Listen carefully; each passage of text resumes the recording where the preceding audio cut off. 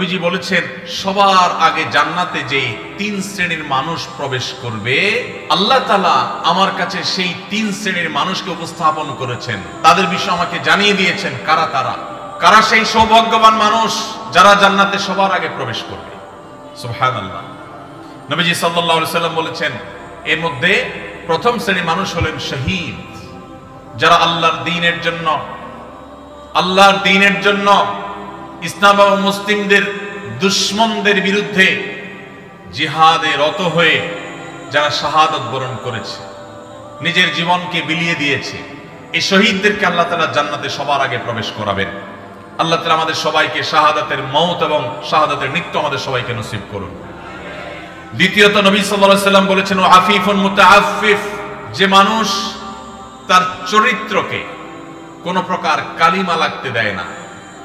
ময়লা থেকে যেরকম আমরা আমাদের কাপড় চোপড় আমাদের আঁচলকে তুলে ধরে বাঁচাবার জন্য আমরা সংগ্রাম করি, সমাজের চতুর্পাশে হারামের হাতছানি অবৈধ সম্পর্কের জোয়ার চলছে, এইরকম পরিস্থিতিতেও যে মানুষ তার চরিত্রকে বাঁচাবার জন্য সংগ্রাম করে, চেষ্টা করে, পরিশ্রম করে, সাধনা করে, জয়ী হয়, নবীজি সাল্লাল্লাহু আলাইহি সাল্লাম বলেছেন এই চরিত্র সংরক্ষণকারী মানুষটা যে হারাম রিলেশনে জড়ায় নাই, আল্লাহ তাআলা জান্নাতে এই লোককে প্রথম প্রবেশ করাবেন। আর তৃতীয়ত হলেন ওয়াহাদুন আহসানা ইবাদাতাল্লাহ ওয়া নাসাহা লিমাওয়ালি, যেই কৃতদাস আল্লাহর ইবাদতও ভালো করে আবার তার মালিকের কল্যাণও কামনা করে, মালিকের কোনো ক্ষতি চায় না, অর্থাৎ বান্দার হক আদায় করে আবার আল্লাহর ইবাদতটাও সুন্দরভাবে করে, সেই কৃতদাসকেও আল্লাহ তাআলা জান্নাতে সবার আগে প্রবেশ করাবেন। ভাইরা আমার, এই হাদিসের সনদ নিয়ে মুহাদ্দিসদের কেউ আপত্তি তুললে অন্য অনেকেই এটাকে গ্রহণযোগ্য বলেছেন। এই হাদিসের আলোকে আমরা যারা আমাদের চরিত্রকে হেফাজত করতে পারবো, আল্লাহ রাব্বুল আলামিনের এই বিশেষ পুরস্কার সবার আগে জান্নাতে যাওয়ার সৌভাগ্য আমাদের অর্জন হবে।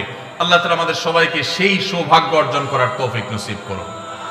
যুবক ভাইরা আমার, চরিত্রকে হারাম থেকে বাঁচাবার জন্য কারা কারা নিয়ত করেছেন একটু হাত তুলুন তো।